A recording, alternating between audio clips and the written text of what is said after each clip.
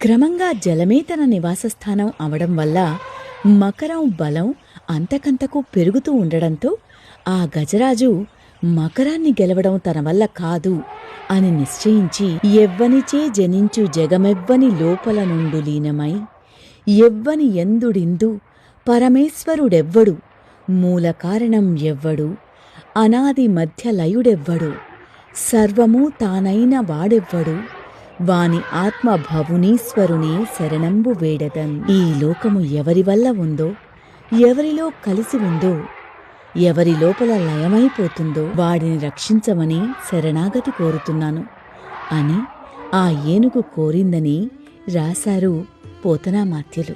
శరణాగతిని కోరేది విష్ణుమూర్తిని అనుకుని తర్వాత పద్యంలో వైకుంఠాన్ని వర్ణించాలని అనుకున్నాడట.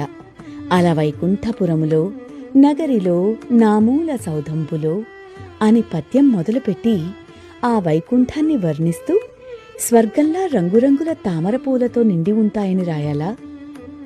తామరపూలు పుట్టేది బురదలో కదా, మరి వైకుంఠం బురదతో నిండి ఉంటుందని రాయాలా అని పోతనకొక విచిత్రమైన సమస్య వచ్చింది. తానేమో చూడలేదు, తనకంటే ముందు ఎవరూ వర్ణించిన దాఖలాల్లేవు. ఏం చెయ్యాలి? అక్కడే రచన ఆపేశాడు.